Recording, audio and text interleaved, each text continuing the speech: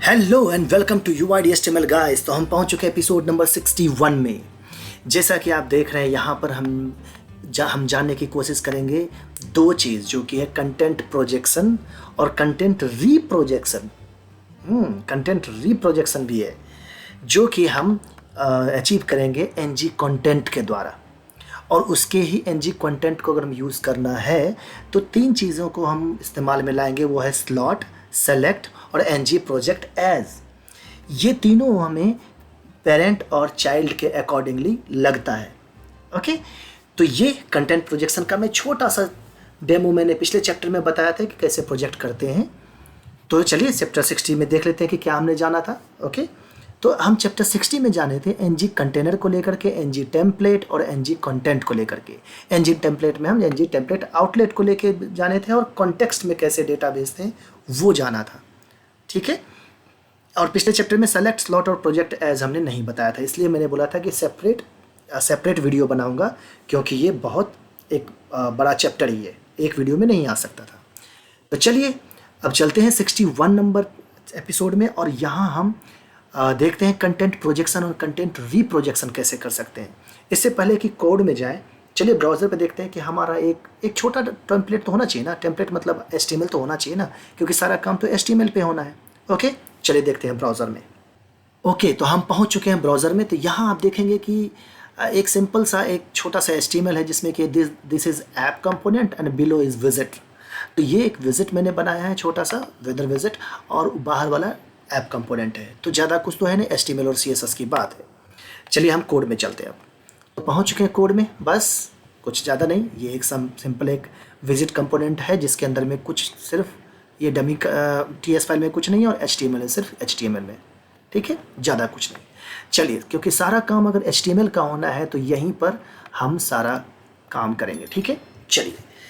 तो अगर हमको कंटेंट को प्रोजेक्ट करना है सबसे पहले, तो अगर आप देखेंगे, जैसे पिछली बार हमने बताया था कि आप NG कंटेंट अगर लिखेंगे कुछ, वहाँ पर कुछ कोड प्रोजेक्ट हो जाता है, राइट। जैसा कि अगर मैं इसको एक सेकंड के लिए यहाँ पे कमेंट आउट कर लूँ और इसके ऊपर मैं सिंपल एक NG कंटेंट लिख दूँ इस जगह पर, ठीक है, और कुछ भी नहीं, सिर्फ NG कंटेंट डाला, नेम रहने दीजिए। ठीक है, आप ऐसे भी लिख सकते हैं, एम्प्टी सेल्फ क्लोजिंग हो जाएगा क्योंकि एम्प्टी टैग है। ठीक है, आप ऐसे भी कर सकते हैं। जैसे ही सेव किया, अभी तो कुछ नहीं आएगा, ये सारा ब्लैंक हो जाएगा, सिर्फ एक बार रहेगा। क्यों? क्योंकि हमने विजिट कंपोनेंट को यहाँ पे कॉल किया है। ओके, आपको पता है कि ये कंपोनेंट को कैसे लाते हैं, ये तो आपको जानते ही हैं, पिछले कई बार से पढ़ते हुए भी आ रहे हैं। ओके, अब यही चीज़ NG कंटेंट जो यहाँ पर हमारा विजिट में है, वो क्या करता है, आप अगर यहाँ पे कुछ भी डेटा डालेंगे, वो डेटा वहाँ जाके प्रोजेक्ट कर देगा। ये देखिए, यहाँ डेटा आ जाएगा, आ गया डेटा। यस, ये डेटा हमारा यहाँ पे पहुँच गया। तो अब इस जगह पे क्या होता है कि अब मुझे ज़रा सोचिएगा, इस पूरे कंटेंट को उठा के अगर वहाँ डाल दूँ, तो जितना भी कंटेंट यहाँ पे था इसके अंदर का सारा चीज़ अगर उठा के वहाँ डाल दूँ तो, ओके, ये उठाया और इसके बीच में जा कर के हमने पेस्ट कर दिया। ठीक है, सेव कर दिया। चलिए ये भी सेव कर देता हूँ। तो क्या होगा, सारा कंटेंट हमारा आ गया, बशर्ते थोड़ा सा CSS इधर उधर हुआ है, वो होना लाजमी है, क्योंकि वो एक्चुअली वो कंटेंट जो है सो उसका CSS जो है सो पेरेंट पे है और वो चाइल्ड पे हमारा प्रोजेक्ट हुआ है। ओके, ठीक है, यहाँ तक तो समझ में आ गया। लेकिन एक क्वेश्चन यहाँ तब भी आता है, आखिर हम कंटेंट प्रोजेक्शन यूज़ क्यों करेंगे? क्या काम है इसका, क्या बेनिफिट है इस जगह पर, है ना। सब तो सिखाते हैं कि कंटेंट प्रोजेक्ट यूज़ करो, ऐसे करते हैं वैसे करते हैं, क्यों यूज़ करेंगे तो बताते हैं। जैसा कि अगर आप मैं बात करने की कोशिश करूं इस पे, मान लीजिए आप यहाँ पर है ऐप कंपोनेंट में या किसी कंपोनेंट में, आपकी मर्जी, यहाँ पर कोई HTTP कॉल हुआ है। ठीक है, उसमें कुछ डेटा आया है, या तो कुछ सर्विस के थ्रू डेटा आया है, ऑब्जर्वेबल के थ्रू डेटा आया है। अब वो डेटा एक बार जब आपके ऐप कंपोनेंट में पहुँच चुका है और आपको विजिट भी दिखाना है, और डेटा आपका विजिट वाला आपके ऐप कंपोनेंट के थ्रू आ चुका है इस जगह पर, तो आप फिर जा करके विजिट कंपोनेंट में दोबारा क्यों कॉल करेंगे? समझ गए ना। ये तो एक वेदर विजिट की बात है, इसलिए हो सकता है आपका कोई एम्प्लॉय का डेटा हो, जो एम्प्लॉय का डेटा का कुछ डिटेल पार्ट दिखाना हो, और वो डेटा जो है एम्प्लॉय का पूरा कंप्लीट इन्फॉर्मेशन आपका पेरेंट कंपोनेंट में आ रहा हो, तो क्या वो सिंगल डेटा के लिए आप दोबारा उस HTTP को कॉल करेंगे? है ना, एक्स्ट्रा ओवरलोड सर्वर पे मत दीजिए। वो आप कंटेंट प्रोजेक्शन के थ्रू आप यूज़ कर सकते हैं अगर सिमिलर टाइप ऑफ टेम्पलेट है तो। अगर सिमिलर नहीं भी है तो आप एक स्लॉट बना दिए, ये हेडर पार्ट है, ये फुटर पार्ट है, ये कंटेंट पार्ट है। जैसे आपका पॉपअप में आता है ना, कोई अगर मान लीजिए नोटिफिकेशन दिखाना है, अब नोटिफिकेशन में बीच में आपको कुछ HTML का पार्ट भी दिखाना है और हेडर में कुछ टेक्स्ट दिखाना है, नीचे में बटन भी दिखाना है, तो आप कितना पॉपअप बनाओगे? अब दूसरा पॉपअप मान लीजिए ऐसा बनेगा जिसमें कि सिर्फ टेक्स्ट आना है, तो आप मल्टीपल पॉपअप बनाओगे। तो क्यों पॉपअप बनाना? आप सिंपल HTML ही प्रोजेक्ट क्यों ना कर दो उस पॉपअप में, एक ही मॉडल में खाली उसके अंदर का कंटेंट प्रोजेक्ट होना है। बात समझ रहे हैं ना? इसलिए कंटेंट प्रोजेक्शन को हम यूज़ करते हैं। होप इतना और बताने के बाद तो आपको आइडिया आ ही गया होगा। चलिए हम आते हैं इस जगह पर कि अब यहाँ पर हम कैसे उसको अप्लाई करेंगे। ठीक है, तो अब NG कंटेंट तो हमारा हो गया और डेटा भी हमारा आ गया है। लेकिन अगर मैं एक सेकेंड के लिए ज़रा सोचूं इस जगह पर कि डेटा अगर यहाँ पर मैं पूरा वापस कंटेंट कर देता हूँ, ठीक है, पूरा इस जगह पर मैं वापस जो डेटा इसके विजिट में था वहीं डाल देता हूँ। ठीक है, ओके, NG कंटेंट को हटा देता हूँ यहाँ से। ओके, ये भी मैं इसको भी हटा, जैसा था नॉर्मल वैसा कर दिया। अब अगर मान लीजिए कि हमें इतने पार्ट में प्रोजेक्ट करना है, मान लेते हैं डिव का कहीं CSS लिखा हुआ है, बट हमको इतने पार्ट में हमको डेटा प्रोजेक्ट करना है, सिर्फ इतने पार्ट में हमको डेटा प्रोजेक्ट करना है, तो कैसे करेंगे? हाँ, है ना? तो चलिए आप कहेंगे कि आप इसको कट करो इस जगह पर और इस जगह पे NG कंटेंट लिख दो। ठीक है, NG कंटेंट डाल दो, तो ये जो है सो हमारा सेव कर दो और ये NG कंटेंट यहाँ बीच में डाल दो, तो हमारा ये काम करने लगा। जैसा कि पहले बोला था कि इसके अंदर में जितना भी कंटेंट आएगा वो NG कंटेंट के बीच में आ जाएगा। यस, आप बिल्कुल सही हो, आ गया हमारा डेटा, क्योंकि यही डेटा था ना जो हमने H2 में पास किया यहाँ पर, है ना? यही तो है डेटा, वेदर ऑफ दिल्ली। लेकिन अब एक सेकंड के लिए ज़रा सोचिएगा, क्यों ना हम एक काम करते हैं, इस डेटा को भी हम बना दें। तो हम इस डेटा को कट करते हैं। आप कहोगे कि इसको कट करो, यहाँ पे NG कंटेंट डाल दो। ठीक है, NG कंटेंट यहाँ पे डाल दो और फिर जो है आप यहाँ पर ला करके इस डेटा को इसके अंदर में पेस्ट कर दो, है ना? वो अपने हिसाब से चला जाएगा। नहीं, इधर हो गया प्रॉब्लम ये हुआ कि आप ज़रा देखिए ये कहाँ जाके पेस्ट हुआ है। ये देखिए पेस्ट कहाँ हुआ है। अगर मैं इसको क्लिक करूँ, ये हमारा पेस्ट हुआ है, ये हेडर में नहीं हुआ है, इधर जा करके विजिट के हेडर में नहीं हुआ है, हेडर खाली है हमारा पड़ा हुआ। वो कंटेंट वाले सेक्शन में सब डेटा चला गया। इस वाले NG कंटेंट में सारा का सारा डेटा आ गया, इसको इग्नोर कर दिया। हाँ, तो एंगुलर क्या करता है, वो ये देखता है कि जो भी डेटा आप प्रोजेक्ट करना चाहते हो किसी भी कंपोनेंट के अंदर में, क्या उसके अंदर में कितने NG कंटेंट हैं? 1 है, 2 है। अब 2 है तो ऐसा है, सबसे नीचे वाले को चूज़ करो, सबसे नीचे वाले को चूज़ करो, दोनों एक जैसा है। तो सारा को कंटेंट को उठाया और यहाँ जाके प्रोजेक्ट कर दिया। आप कहेंगे ये तो बड़ा समस्या है यार, अब तो हमको यहाँ पे हेडर का हेडर में चाहिए था और कंटेंट वाले को कंटेंट में चाहिए था, अब कैसे करेंगे? हाँ, बिल्कुल कर सकते हैं। तो इसी जगह पे क्या करते हैं हम, NG कंटेंट में एक एट्रीब्यूट को यूज़ करते हैं, वो है सेलेक्ट। अब सेलेक्ट करने के लिए हम बताते हैं कि क्या क्या डेटा सेलेक्ट करना है हमको। तो ये मैंने एक डाला इधर सेलेक्ट। इस तरह के डेटा को आप सेलेक्ट करते हो, ये आप यहाँ पर डाल सकते हो। सेलेक्ट इसको भी कर दो आप और सेलेक्ट इसको भी कर दो आप। ठीक है, लेकिन क्या चीज़ सेलेक्ट करोगे इस जगह पर, क्या सेलेक्ट करोगे? हम यहाँ पे सबसे पहले सेलेक्ट करेंगे क्लास बेस पे। अब मान लें कि ये क्लास है, ये क्लास है, ये भी एक क्लास है, ये रैपर में पूरा एक क्लास है, ये ऊपर रैपर में क्लास है। ओके, तो हम क्या करेंगे, इस क्लास को उठाते हैं। ठीक है, इसको करते हैं कॉपी करके हम इस क्लास के अंदर में जाके यहाँ पर डॉट डाल के करेंगे, क्योंकि इसको बताना पड़ेगा कि ये क्लास है, उधर ID भी तो हो सकता है। डॉट डालेंगे तो क्लास बनेगा। तो हेडिंग डाल दिया हमने। ठीक है, अब चलिए इसको मैं करता हूँ सेव। जैसे हेडिंग को हम क्या करेंगे, सेव, और तो हम यहाँ जाके देखें क्या, ये हेडिंग हमारा आ गया ना, इसके अंदर है हेडिंग ऊपर वाले, क्योंकि पहले क्या था, पहले इसमें इस जगह पे डेटा नहीं था कुछ भी, हेडर में, हेडर कंटेंट में हेडिंग आ गया। ओके, तो कहोगे अरे यार एक तो हेडिंग डाल दियो, अब क्या करेंगे, अब दूसरा हम कैसे लेंगे, सब हेडिंग भी तो हेडिंग में चाहिए था। यस, इसको कीजिए कॉपी करके आप जा करके यहाँ पे हेडिंग के बगल में कीजिए कॉमा, फिर वही क्लास को डॉट करके डाल दीजिए, तो सब हेडिंग उठ करके आपका, जो सब हेडिंग उठ करके आपका हेडर में चला गया, है ना मज़ेदार। तो ये चीज़ें आप कर सकते हो उस क्लास में। अब जहाँ पे अब मल्टीपल एनजी कंटेंट है इस जगह पर, तो इस केस में मैं एक और चीज़ बात बता रहा हूँ। मान लीजिए आपके पास कोई डेटा नहीं है, तो मैं क्या करता हूँ, मैं एक ही एनजी कंटेंट पे काम करता हूँ, मल्टीपल एनजी कंटेंट पे काम नहीं करता, क्योंकि मल्टीपल एनजी कंटेंट पे काम करना तो बात वही पड़ेगा, ठीक है। तो मैं इस पूरे डेटा को उठा करके, जैसा ये क्लास बेसिस था, इसको मैं क्या करता हूँ, कट कर लेता हूँ, सिर्फ इसको रखता हूँ और इसको ला करके एनजी कंटेंट को हटा करके मैं यहाँ पेस्ट कर देता हूँ, ठीक है। मान लेते हैं नीचे वाला सेम है, बट हमको इस पे सिर्फ खाली काम करना है, ठीक है, ये सेम है, कोई दिक्कत नहीं है। अब कहेंगे कि अगर मान लीजिए यहाँ से डेटा ना पास करे तो क्या होगा, तो सीधी सी बात है, डेटा नहीं दिखेगा, हेडर का डेटा नहीं दिखेगा। लेकिन अगर मान लेते हैं डेटा नहीं दिख रहा है, तो कुछ एक डमी कंटेंट तो दिखाना चाहेंगे ना आप यहाँ पर, वो कैसे दिखाएंगे, तो बस क्या करना है, आप यहाँ जाएंगे एनजी कंटेंट के अंदर में, यहाँ पर आप कोई भी एक पैराग्राफ या जो भी आपकी मर्जी में ले लीजिए, एक क्लास लगा दीजिए, आपकी मर्जी, हम जैसे कि क्लास बना के रखे हैं एंड नो कंटेंट का लेकर के।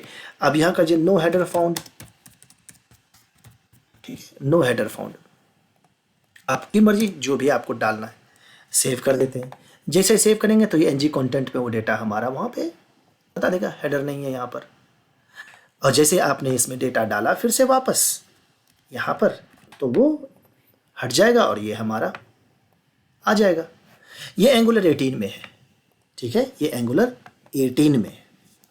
ओके, तो अब क्या करते हैं इस जगह पर कि अब एक सेकेंड, ये क्लास यहाँ पे दे तो दिए हैं, तो प्रॉब्लम पता है क्या है, क्या पता आपके प्रोजेक्ट पे मल्टीपल डेवलपर काम कर रहा हो उस जगह पर, और वो आए, उसको पता नहीं कुछ क्लास में लगा होगा अपडेट करने पे, वो हेडर के बदले टाइटल कर दिया इधर, और जैसे टाइटल कर दिया तो क्या हो गया आपका, ये आपका ब्रेक हो जाएगा, कंपोनेंट चलता फिरता काम गड़बड़ कर देगा वो।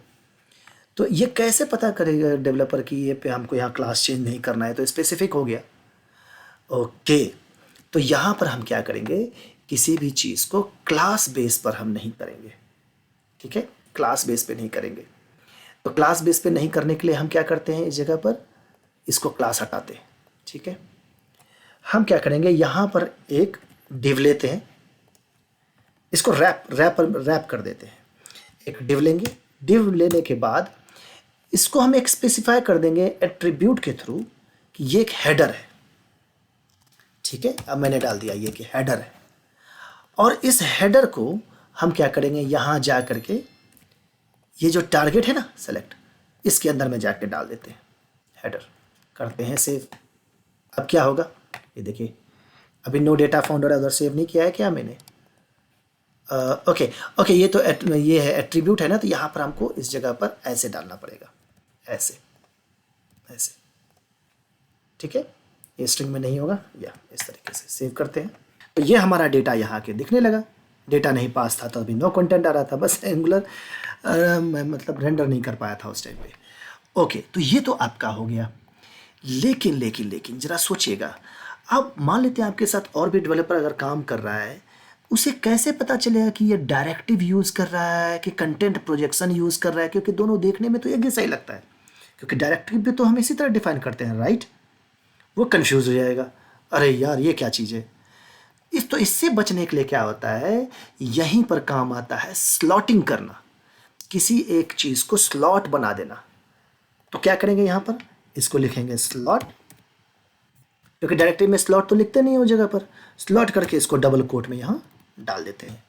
तो जो डबल कोट में आपने स्लॉट के साथ डाला, तो आप क्या करोगे, इस पूरे को कॉपी करोगे और पूरा उठा करके इस सेलेक्ट के बीच में ऐसे जाके धप से पेस्ट कर दोगे। एक चीज मिस कर गया ना, हाँ, इसके हेडर को रिप्लेस कर दोगे धप से। अब इसको सिंगल कोट में कर दो आप, क्योंकि डबल कोट बाहर है तो इसको सिंगल कोट में कर दो।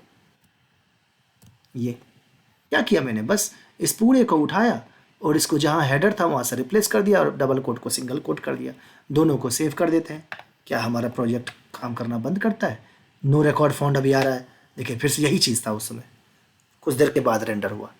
ठीक है, तो ये चीज़ जो है सो हमारा यहाँ, क्योंकि यहाँ दोबारा बिल्ड बन गया था उस जगह पर, तो डेटा हमारा आ रहा है। अब डेवलपर को पता चल जाएगा कि अच्छा ये स्लॉटिंग है, इसका मतलब कंटेंट प्रोजेक्शन हो रहा है ना। ये मज़ेदार।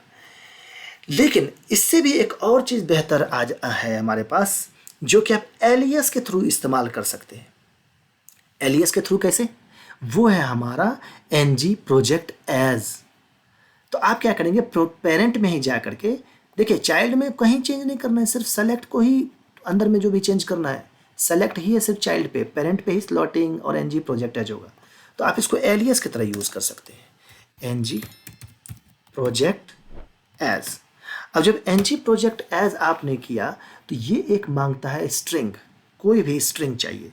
अब मान लीजिए कोई भी डमी स्ट्रिंग डाल देते हैं, या फिर मेरा डाल देते हैं आप रैंडम ABCD, कुछ भी आप रैंडम ही वर्ड डाल दिए। अब क्या होगा, अब देखिए यहाँ पर क्या होगा, नो रिकॉर्ड फाउंड। ठीक है, ये ऐसे नो रिकॉर्ड ही फाउंड आएगा क्योंकि वहाँ डेटा उसको नहीं मिलेगा। जबकि आपने स्लॉट दे दिया इधर, इस स्लॉट को उठा करके यहाँ पर आपने उसको रीड भी किया है सेलेक्ट में डाल के, फिर क्यों प्रॉब्लम है? प्रॉब्लम है उसी तरीके से जैसे आपके CSS में होता है प्रेफरेंस। तो ng प्रोडक्ट एज का जो है प्रेफरेंस सबसे ज़्यादा होता है। अगर उसका स्ट्रिंग नहीं मिला तो डेटा नहीं दिखाएगा, वो नीचे वाले सबको इग्नोर कर देगा। वो आप चाहे क्लास से करे हो, चाहे एट्रीब्यूट से करे हो, किसी से करे हो। अब ये जो रैंडम है हमारा, इसी जगह पर आप क्या करो, इस स्लॉट को यहाँ से कट कर दो, पूरे को कट कर दो और यहाँ जा करके उसको पेस्ट कर दो और सिंगल कोट को यहाँ, डबल कोट को यहाँ सिंगल कोट कर दो। ठीक है, अब यही स्लॉट एक एट्रीब्यूट के थ्रू वहाँ था तो एट्रीब्यूट के थ्रू यहाँ चला गया। अब ज़रा इसको रीलोड कर दो आप, ये यहाँ पर रीलोड हो जाओ। हाँ, लेकिन एक चीज़ है कि जो चीज़ आप यहाँ पे डाले हो ये एट्रीब्यूट की तरह यूज़ हो रहा है, तो इसे भी आप एट्रीब्यूट की तरह यूज़ करोगे। मतलब कि जैसा आपका था यहाँ पर स्लॉट, ऐसे करके पूरा यही वाला उठा के पूरा का पूरा एक स्ट्रिंग की तरह रीड करेगा इसको और इसे जाके पेस्ट करोगा। ठीक है, डबल कोट के अंदर में था, ये पूरा एक स्ट्रिंग की तरह रीड करेगा और देखिए डेटा यहाँ पे आएगा, आ गया डेटा। तो ये था ng प्रोजेक्ट एज भी। तो ये चीज़ें जो है सो हमारा तीनों चीज़ स्लॉट, सेलेक्ट और ng प्रोजेक्ट एज भी यूज़ हो गया हमारा। लेकिन इसके बाद एक और चीज़ आता है जो कि है कंटेंट रीप्रोजेक्शन। अब कंटेंट रीप्रोजेक्शन का मतलब क्या हो गया, जैसा आप एक पेरेंट से चाइल्ड के साथ प्रोजेक्ट कर रहे हैं उसी तरह से आप चाइल्ड के साथ प्रोजेक्ट कर देंगे तो वो कंटेंट रीप्रोजेक्शन हो जाएगा। कैसे? तो चलिए अप्लाई करते हैं हम कंटेंट रीप्रोजेक्शन को लेकर के।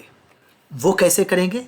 यस, तो मैंने क्या किया है, पहले से एक बटन और एक आइकन बनाया है उसका कंपोनेंट। ठीक है, ये है बटन कंपोनेंट, इसके अंदर कुछ नहीं HTML है और उसके बटन के अंदर में हम ऐप का आइकन को कॉल किए हैं और कुछ भी नहीं है इसके अंदर डेटा। ठीक है, ये सब तो आप जानते ही हैं। ठीक है, अगर इसको मैं रेंडर करने की कोशिश करूं तो अगर देखा जाए तो ओके, मैं इस आइकन को भी हटा रहा हूं। ठीक है, जो पहले था आइकन हटाता हूं, मैं इसमें बटन को कॉल करता हूं। तो बटन को मैंने इंपोर्ट कर लिया वेदर कंपोनेंट में, तो मैं इस पर लिखता हूँ ऐप बटन। ठीक है, अरे यार, ऐप बटन। ठीक है, मैं सेव करता हूँ। जब इसको सेव करूँगा तो आप देखेंगे बटन वर्क्स, उसके अंदर में आइकन वर्क्स, कोई दिक्कत नहीं। इस तरह का डिज़ाइन मैंने बना लिया था। ठीक है, अब इस केस में क्या करेंगे कि चलिए हम कंटेंट पेरेंट से डालने की कोशिश करते हैं। वो क्या है हमारा, यहाँ ऐप कंपोनेंट या आपका कोई भी कंपोनेंट, यहाँ पर एक आइकन बनाते हैं। आइकन बनाने के लिए मैं ng कंटेनर का यूज़ करता हूँ। आप कोई भी कंटेनर यूज़ कीजिए, डिव यूज़ कीजिए, फ़र्क नहीं पड़ता है। फ़र्क यही पड़ेगा कि एक डिव का रैपर बन जाएगा, राइट। तो मैं वो एक डमी का आइकन लेता हूँ जो कि हमारा विंडो प्लस सेमीकोलन को डालने के बाद ये आइकन बनता है। तो मैंने एक आइकन इसको चूज़ कर लिया। ठीक है, अब इसको प्रोजेक्ट करने की कोशिश करते हैं। अब जब प्रोजेक्ट करने की कोशिश करेंगे तो यहाँ ng प्रोजेक्ट एज के थ्रू गए थे, मैं इसको स्लॉट के थ्रू जा रहा हूँ। ठीक है, स्लॉट करके आइकन यहाँ डाल दिया। जब ये आइकन हमने यहाँ डाल दिया, अब ये प्रोजेक्ट करने के लिए तैयार हो गया। कहाँ? ऐप वेदर विजिट में। अब जब ऐप वेदर विजिट कंपोनेंट में जाते हैं तो वहाँ पर हमें एनजी कंटेंट बनाना पड़ता है जहाँ पर प्रोजेक्ट करना होता है, राइट। अगर चाइल्ड में डालना होता है कोई डेटा, राइट, ये तो समझ चुके हैं।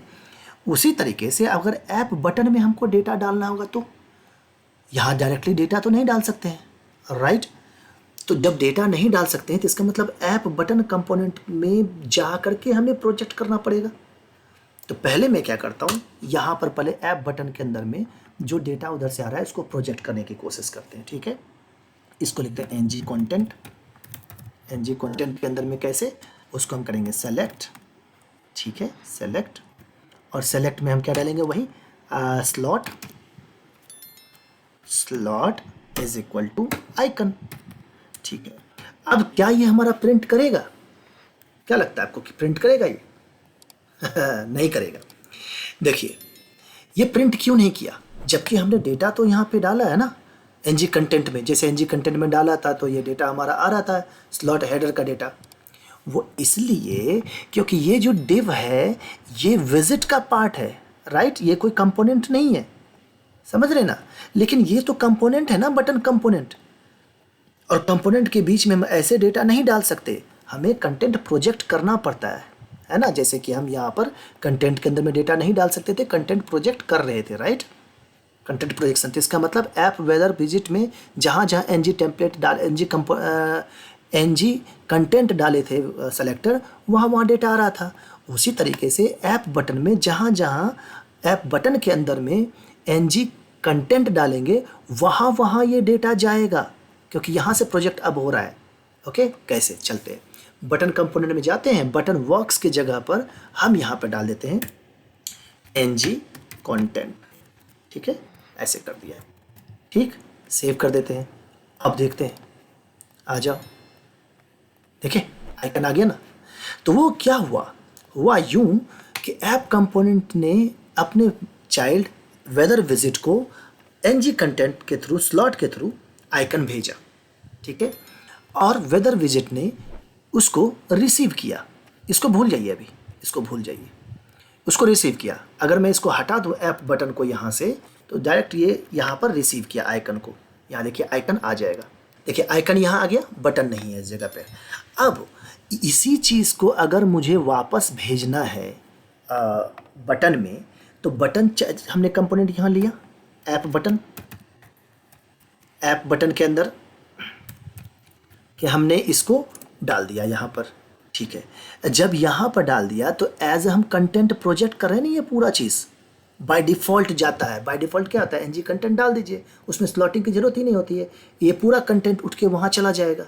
इसके अंदर में जो भी चीज़ आ रहा हो, तो इसके अंदर में क्या आ रहा था, वही आइकन आ रहा था। तो ऐप बटन के अंदर में आइकन आ गया। तो आज जब आइकन आ गया तो उसको हम कैसे प्रोजेक्ट करें, रिसीव करेंगे हम वहाँ पे वही एनजी कंटेंट डाल के। एनजी कंटेंट डाल दिया तो आइकन हमारा बटन में आ गया।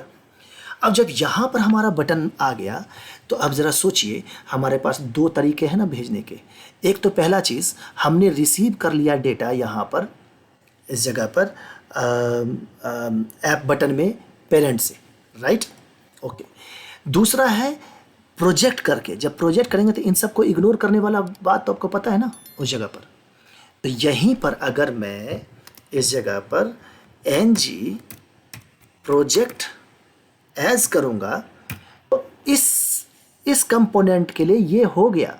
लेकिन इसके अंदर में अगर मुझे भेजना है कोई डेटा एक्स्ट्रा, वो आप अलग से डेटा करके भेज सकते हैं। तो हम यहाँ मान के चलते हैं स्लॉट कर सकते हैं। स्लॉट किया, ये बटन के अंदर में स्लॉटिंग बना रहा हूँ मैं, स्लॉट किया और इसके अंदर में हम डाल देते हैं स्लॉट इज इक्वल टू, मैं कर देता हूँ एक्शन आइकन या हैंड आइकन डाल देते हैं, ठीक है, हैंड आइकन। हालांकि हैंड आइकन तो है नहीं, लेकिन हैंड आइकन डाल दिया इधर। अब क्या होगा, ये हैंड आइकन कहाँ हम यूज़ कर सकते हैं, ये बटन के अंदर में जाएंगे और यहाँ पर आप उसे यूज़ कर लीजिए। कैसे, फिर ऑब्वियसली बात है यहाँ से प्रोजेक्ट करना पड़ेगा। तो यहाँ पर लिखिए एनजी कंटेंट, ये बटन के अंदर में जाएगा और बटन कंटेंट के अंदर में वही स्लॉट में डाल दीजिए, सेलेक्ट में डाल दीजिए। सेलेक्ट इज इक्वल टू क्या था हमारा, ये slot, okay slot hand icon, right, hand icon ये डाल दिया। जब यहाँ से आप इसके अंदर प्रोजेक्ट कर रहे थे, एक एनजी कंटेंट आपका कहाँ जाएगा, आइकन में भी जाएगा यहाँ पर। तो आइकन रैपर के अंदर में आप नॉर्मल खाली एनजी कंटेंट डालिए, क्योंकि आपने उसकी स्लॉटिंग वहाँ नहीं की है कुछ भी चीज़, सिंपल। क्योंकि यहाँ पे आपने स्लॉटिंग नहीं किया, आपने सेलेक्ट किया है, रिसीव किया है। तो ऐप आइकन के अंदर में डेटा रिसीव करना है तो बस आपका एनजी कंटेंट डालिए बाय डिफ़ॉल्ट, जो स्टार्टिंग में बताया था कि बाय डिफ़ॉल्ट देखिए अंदर में आ गया इसके। तो ये था हमारा कंटेंट रीप्रोजेक्शन, समझ गए, कंटेंट रीप्रोजेक्शन। तो जिसके चलते आप अगर मान लीजिए कि यहाँ पर इसको अगर नहीं देते हैं ऐप आइकन को, तो आपका आइकन में हमारा इसके बटन के अंदर में आइकन आएगा, और जब इसको मैंने आपको यहाँ पे आइकन में डालती ये रीप्रोजेक्ट हो गया। ओके, तो इस तरीके से हमने बता दिया आपको रीप्रोजेक्शन भी कैसे कर सकते हैं। होप आपको वीडियो पसंद आया होगा। इतना डीप नॉलेज में जाने में थोड़ा सा तो टाइम लगता है, इसलिए प्लीज़ थोड़ा बेयर कीजिए और अच्छे से रहिए। प्लीज़ अगर आपको ये वीडियो पसंद आए तो प्लीज़ लाइक और सब्सक्राइब ज़रूर कर लीजिए, क्योंकि इतना डिटेल में जनरली हो सकता है बताते भी होंगे, मैं ऐसा तो नहीं कि नहीं बताते हैं, बट हाँ जो भी हो। ओके, मिलते हैं नेक्स्ट वीडियो में, तब तक के लिए बने रहिए मेरे चैनल के साथ और लाइक सब्सक्राइब एंड शेयर ज़रूर कीजिए। Bye bye.